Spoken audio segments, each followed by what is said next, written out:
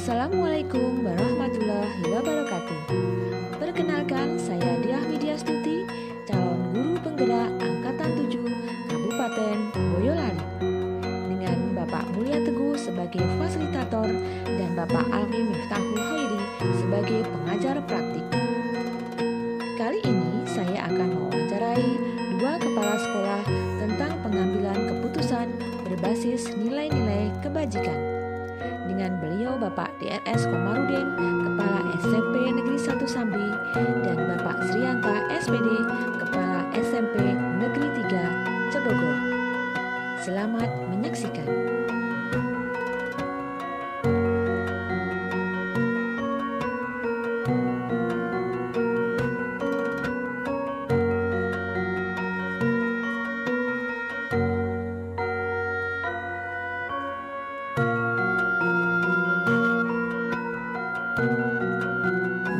Waalaikumsalam. Silakan Bu ya, monggo. Bu gimana? Menika Bapak, saya kan mendapatkan tugas dari pendidikan guru penggerak.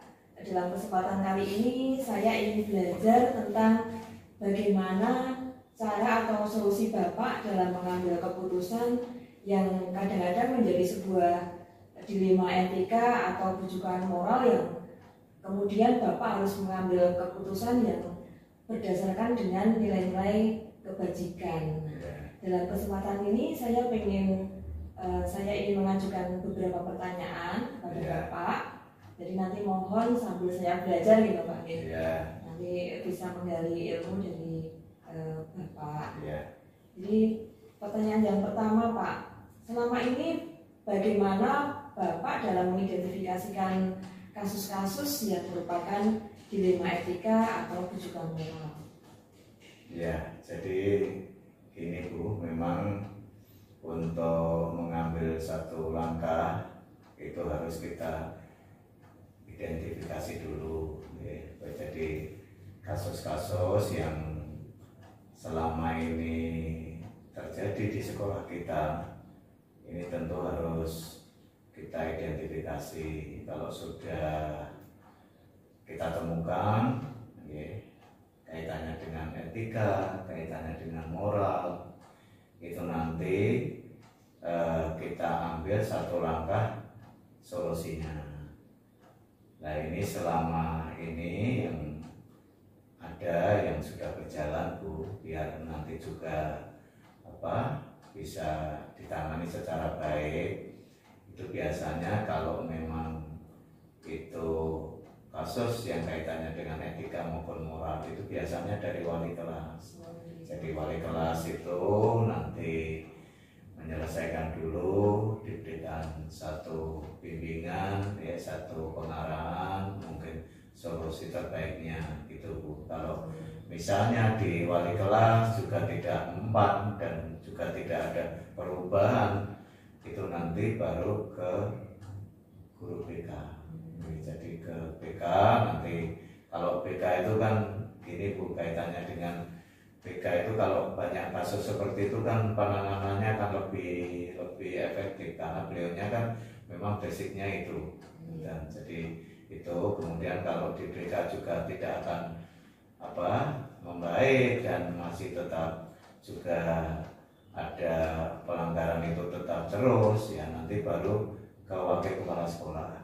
Jadi itu begini Pak, mungkin kadang-kadang di tengah perjalanan Bapak dalam menjalankan tugas ada suatu masalah yang kita ditemukan pada suatu dilema nih. Dua-duanya kalau kita mengambil keputusan itu semuanya benar.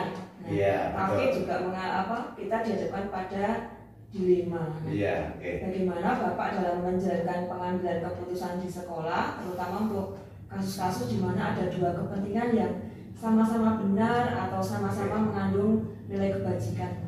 Jadi gini Bu, kaitannya dengan memang betul hampir semua permasalahan itu dilematis Bu. Satu ketika kita mau mengambil keputusan tegas tapi juga kita berpikir sementara kalau anak ini nanti misalnya sampai kita keluarga, ya itu juga usia segini itu mau apa, juga masa depannya gimana, dilema itu lagu itu, sehingga menjadi pertimbangan yang sangat sangat berat kadang memang dihadapkan seperti itu.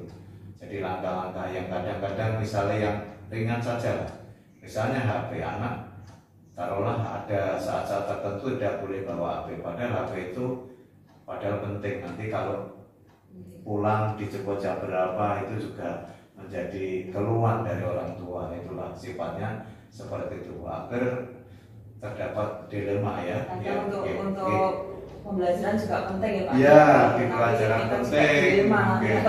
Anak-anak ada penyalahgunaan dalam rumah. Ya akhirnya gini, kita beri pemahaman kepada orang tua. Ya kepada orang tua, Bu, kalau memang panjenengan ngesake supaya bisa berkomunikasi, nanti kalau jemputnya berapa, jam berapa, itu ya nanti diberi nomor HP gurunya atau wali kelasnya, nah, sehingga bisa nanti berkomunikasi dengan itu, sehingga juga tetap ketertiban yang menjadi program tetap berjalan, tapi sementara ya itulah yang dilematis. Terus itu, kemudian bagaimana langkah-langkah Bapak atau prosedur apa yang sudah dilakukan selama ini untuk menghadapi dilema tadi, Pak? Ya itu tadi yang paling tidak itu dilema itu menjadi pemikiran kita bersama agar semua istilahnya kepentingan itu bisa tetap berjalan, tetapi tidak juga mengorbankan dari prinsip yang ada. Kemudian Pak, langkah yang dianggap efektif dalam pengambilan keputusan yang khususnya berhubungan dengan kasus-kasus yang ada kaitannya dengan dilema etika. Oke, kalau istilahnya untuk hal-hal yang selama ini yang terjadi, Bu, kaitannya dengan pengambilan keputusan itu ya tadi, kalau istilahnya itu jalurnya tidak terlalu melibatkan banyak hal. Memang kadang sesuatu pelanggaran itu sudahlah, kalau memang cukup misalnya langsung dengan saya yang kemudian saya ya simpel, jadi sudahlah, daripada kan gini Bu, melihat juga kesibukan ibu, bapak ibu dan lain-lain, ketika itu ada persoalan dan segera diselesaikan kan tidak menunggu kan. Kebetulan ada waktu, saya tak panggil anak itu, kemudian saya selesaikan. Kemudian apakah Bapak juga menemukan tantangan atau hambatan dalam pengambilan keputusan yang ada hubungannya dengan dilema etika, Pak? Setiap masalah itu, setiap kasus, Bu, itu pasti ada kita temukan ada hambatannya, pasti itu Bu, setiap ini ada hambatannya itu macam-macam, itu ada sifatnya setiap personal, ada kadang sifatnya itu general, kadang juga banyak, itu sangat banyak dan sangat kompleks. Saya menghadapinya banyak, Bu, kalau kita setiap permasalahan itu ada. Kemudian untuk menjalankan setiap keputusan itu, apakah Bapak memerlukan jadwal atau waktu tertentu yang memang dikhususkan untuk penyelesaian suatu masalah? Gini, kalau jadwal itu ada, Bu, tetapi gini, kalau kita temukan satu permasalahan, kemudian sudah kita ambil tindakan pertama kita ini dan disuruh membuat pernyataan mungkin itu baru nanti ada kita jadwalkan berikutnya gitu. Jadi kalau sifatnya spontan tidak dijadwalkan karena kasus itu kan bermacam-macam. Ada memetakan mana yang urgent, ada skala prioritas, ini yang harus segera kita tangani, kemudian ini harus berkesinambungan, ini harus melibatkan orang tua, ini harus melibatkan guru BK, ini harus melibatkan juga banyak pihak-pihak yang lain karena Jadi- kejadian itu oh ini terpaksa ada kejadian misalnya ini melibatkan orang luar misalnya kan masyarakat luar ada laporan ini kan juga Iya. nanti juga ini Bu. Jadi juga harus diperhitungkan Ya, imbasnya imbasnya, ke depan atau betul. bagaimana kalau Oke, oke. keputusan ini diambil Iya. secara tergesa-gesa, Betul. dan dampaknya juga tidak Iya, bagus nih, Pak. tidak bagus nanti juga harus hati-hati Bu, apalagi permasalahan seperti ini juga hati-hati karena melibatkan orang luar Iya. masyarakat itu kalau kita tidak hati-hati nanti bisa terjebak sendiri. Kaitannya dengan kehidupan moral ya Pak. Iya, Nanti kita betul. dikira kita Iya. berperi kemanusiaan Iya. untuk Iya. bagaimana padahal Ya, kita betul. berpijak pada dilema Iya. etika yang ada. Iya, betul. Iya. Kemudian untuk pengambilan keputusan tadi Bapak, apakah ada seseorang atau faktor-faktor apa yang selama ini mempermudah atau membantu Bapak dalam pengambilan kasus-kasus yang ada hubungannya dengan dilema etika? Oke. Ini kaitannya dengan faktor yang mempermudah itu juga ada Bu. Karena kita kaitannya dengan kalau misalnya kasus ini sudah melibatkan orang tua itu banyak Pak yang jujur yang bagus memberikan data yang sebenarnya, tapi juga ada orang tua itu yang menyembunyikan, Masa anak tidak mau pokoknya mengatakannya. gitu. Nah, itu ya mungkin itu Yang sulit Bu. bagi kita gitu. Mungkin dianggapnya itu pribadi dan harga diri mungkin gitu, tetapi ya Itu tadi tidak bagus ya Pak. ya tidak bagus. Ada yang belak-belakan itu terbuka, Pak anak-anak saya seperti ini, jadi saya mohon bantuannya untuk bisa kami diberi yang bimbingan biar anak saya menjadi anak yang baik. Itu ada Bu, ada. Jadi kita mudah Jadi ada koordinasi ya Pak nih, Iya, antara mudah pihak sekolah koordinasi, sehingga kan itu mempermudah. Iya, pihak orang tua. Iya, mantan, iya. Kemudian dari semua hal yang telah Bapak sampaikan tadi kepada saya, pembelajaran apa yang dapat Bapak petik dari pengalaman Bapak dalam pengambilan keputusan yang hubungannya dengan dilema etika? Oke, dengan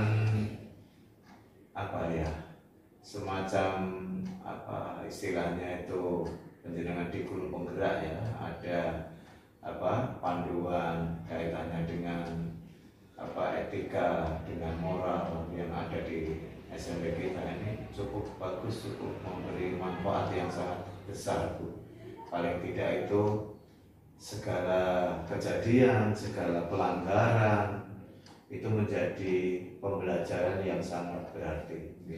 Ya mudah-mudahan saya mengharapkan ini tidak hanya sekedar formalitas, saya mengharapkan betul ini saya mengharapkan betul untuk istilahnya ilmu-ilmu yang selama ini, kemudian juga berbagai pengidentifikasian dari seluruh permasalahan yang ada itu mohon untuk bisa diterapkan dengan sebaik-baiknya sehingga betul-betul semua permasalahan yang ada di sekolah kita ini akan bisa kita selesaikan dengan baik dan tujuan akhirnya betul-betul anak-anak kita ini menjadi anak-anak yang beretika, berakal berkarimah, menjadi anak-anak yang soleh, anak-anak yang solihah.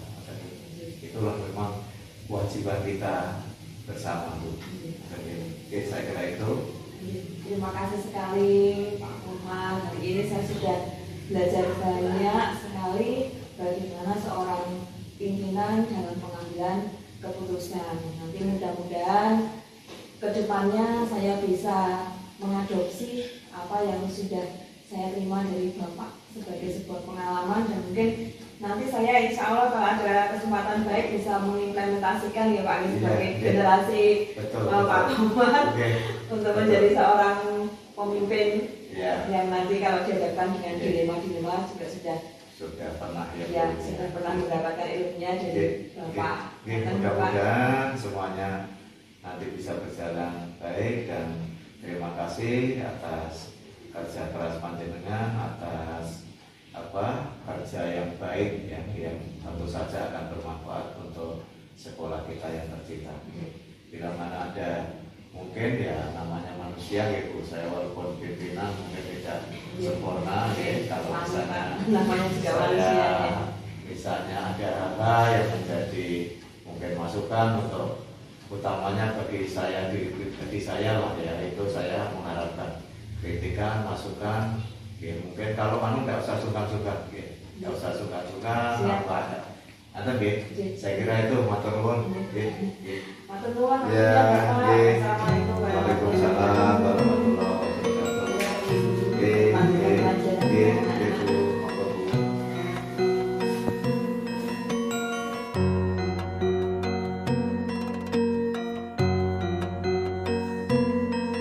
Assalamualaikum warahmatullahi wabarakatuh. Oke, selamat pagi. Waalaikumsalam warahmatullahi wabarakatuh, Mbak Tia.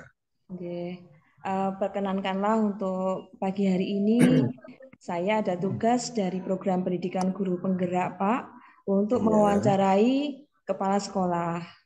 Jadi dalam hal ini nanti saya akan belajar menggali pengalaman Bapak tentang bagaimana pengambilan keputusan yang ada kaitannya dengan etika dilema etika dan bujukan moral. Ya nanti Bapak bisa mengambil keputusan berdasarkan pada nilai-nilai kebajikan. Begitu Bapak. Selama ini bagaimana Bapak dapat mengidentifikasikan kasus yang merupakan dilema etika atau bujukan moral, Bapak? Ya. Kalau ditinjau dari hakikatnya, itu dilema etika itu kan situasi di mana kita harus memilih di antara yang benar dan benar. Ini merupakan keputusan yang sulit, gitu ya. Sedangkan yang bujukan moral itu jelas, itu kita memutuskan apa itu benar dan salah. Itu akan kelihatan sekali dari kasus tersebut, Mbak. Contohnya begini, kalau anak memakai sepeda motor ke sekolah, itu jelas, itu kan ada pilihan itu benar atau salah.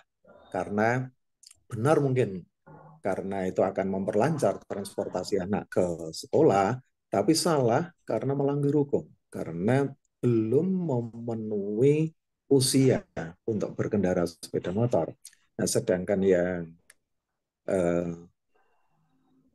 dilema etika itu suatu pilihan di mana itu ya benar dan benar. Ini kita harus memperhitungkan bagaimana kebermanfaatan, bagaimana akibat apabila kita mengambil keputusan A, keputusan B, dan sebagainya. Itu Mbak Tia. Nah, ini saya mau bertanya, apabila dalam suatu kasus Bapak dihadapkan pada suatu keputusan yang dua-duanya sama-sama benar, Bapak. Jadi bagaimana Bapak bisa memutuskan dengan keputusan itu mengandung nilai-nilai kebajikan? Gini Mbak, kita mesti akan menganalisa risiko yang akan terjadi apabila kita mengambil keputusan itu. Kemudian yang kedua, kita juga akan sudah kita lakukan mungkin pelatihan apa, kemudian apa itu aspek-aspek apa itu yang telah kita dapatkan untuk mengambil keputusan itu.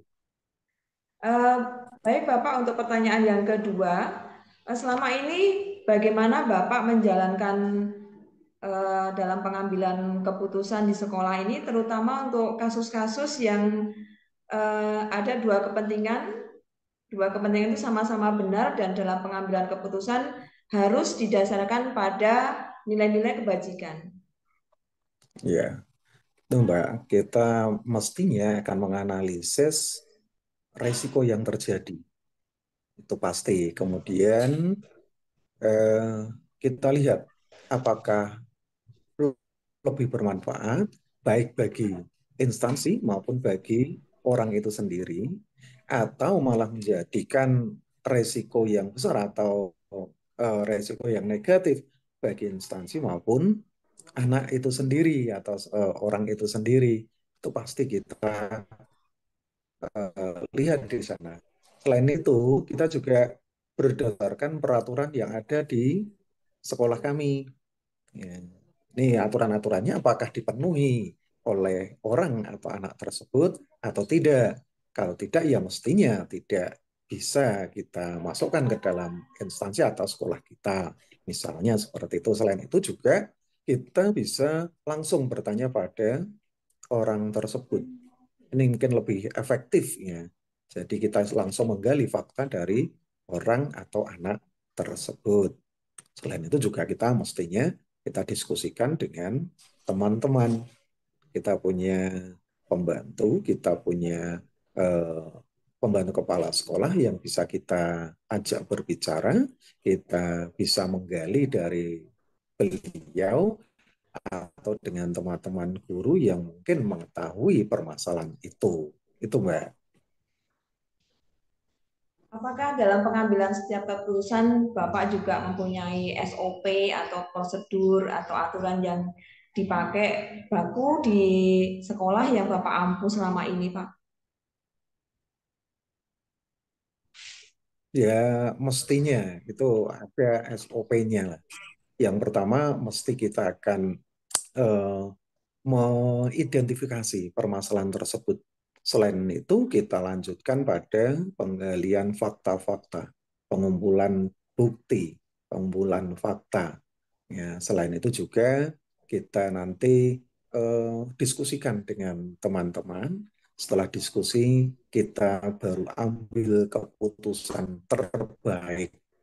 Ya, keputusan terbaik mestinya bagi instansi kami yang berdasarkan pada peraturan-peraturan yang ada. Itu, Mbak. Nah, selama ini apakah ada sesuatu yang dianggap efektif dalam pengambilan suatu keputusan menurut Bapak? Ya, ada, yaitu dengan langsung ketemu dengan orang tersebut. Ini kalau misalnya menyangkut dengan dilema etika. Itu langsung kita tanya, kita gali faktanya. Itu akan lebih efektif. Ya. Kemudian juga akan lebih efektif apabila kita diskusikan juga dengan teman-teman. Itu akan mengurangi resiko ke dalamnya. Jadi ada beberapa resiko, kalau saya yang ambil sendiri mungkin ada resiko yang buat saya maupun instansi. Tapi kalau kita sudah kesepakatan diskusi dengan teman-teman, mungkin resiko itu bisa ditekan, Mbak. Ya. Kemudian Pak, dalam menjalankan atau pengambilan keputusan tadi, mungkin juga Bapak dihadapkan pada suatu tantangan-tantangan yang nanti merupakan hambatan dalam pengambilan keputusan. Selama ini apakah ada tantangan atau hambatan yang Bapak alami dalam pengambilan keputusan? Ya, ini Mbak. Tantangan itu mestinya banyak. Ya, kita berfungsi sebagai kepala sekolah mesti ada ya, itu berani mengambil risiko. Tantangan dalam pengambilan keputusan yang nyangkut dilema etika itu biasanya itu bercampur dengan rasa kita. Misalnya kita sudah dihadapkan pada ini sebenarnya dua-duanya benar. Ada rasa kasihan, ada rasa iba, kemudian ini bertentangan dengan peraturan, kebenaran. Ya, tapi juga individu ditentangkan dengan masyarakat. Sebagai contoh gini, Mbak. Kalau kita misalnya punya peraturan bahwa anak yang sudah melanggar peraturan sebanyak 200 poin, itu kita kembalikan ke orang tua. Itu tantangan besar. Kita nanti juga bisa bertentangan ya antara sekolah dengan masyarakat, antara sekolah dengan orang tua siswa. Itu merupakan tantangan. Kita sudah ambil keputusan seperti itu mesti kita pikir masak-masak, Mbak. Jadi tantangannya itu antara perasaan dengan kesetiaan, kemudian rasa kasihan dengan peraturan, kesetiaan dengan peraturan. Itu merupakan tantangan yang sering kita hadapi. Tapi kita harus tetap ambil keputusan yang terbaik. Kemudian Bapak dalam suatu pengambilan keputusan Ya. apabila ada kasus apakah Bapak membutuhkan waktu tertentu? Ya, apakah sudah ada sebuah tata kala atau sudah terjadwal dalam penyelesaian kasus yang Bapak yang dihadapi di sekolah Bapak? Ya, tentunya juga yang ada hubungannya dengan dilema etika. Iya, kalau itu kami tidak punya waktu khusus, Mbak, tapi situasional. Bila mana itu ada kasus dilema etika, tapi kita sudah punya SOP itu tadi, standar operasional prosedur, itu yang kita jalankan. Dan itu akan lebih efektif daripada kita nanti membuat jadwal penyelesaian masalah. Ya, itu saya rasa akan lebih efektif dengan situasional itu. Jadi begitu ada dilema etika, kita selesaikan pada waktu itu juga tetap dengan SOP yang berlaku di sekolah kami. Kemudian Bapak, dalam suatu pengambilan keputusan pastikan ada timnya di sini ya, atau aktor yang terlibat dalam pengambilan keputusan. Adakah seseorang atau faktor-faktor apa yang selama ini mungkin mempermudah atau membantu Bapak dalam pengambilan keputusan kasus-kasus yang ada hubungannya dengan dilema etika? Ya, itu sebenarnya kami memberdayakan guru bimbingan dan konseling. Ini yang mungkin bisa membantu kami dalam mengambil keputusan dilema etika. Selain itu juga membantu kami baik Waka maupun 8 standar, tidak terlepas juga dengan guru-guru kami, Mbak. Ya, kami selalu berdiskusi untuk pengambilan keputusan yang bersifat urgen.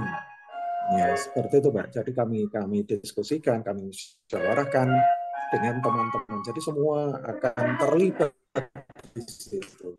Dan saya saja. Nah, apabila pada musyawarah itu terdapat jalan buntu, maka saya baru ambil kebijakan yang terbaik dengan mempertimbangkan pendapat-pendapat dari teman-teman kami. Terima kasih. Dari semua rangkaian wawancara kita tadi, Bapak, ternyata saya sudah mendapatkan banyak sekali pengalaman Bapak dalam pengambilan keputusan.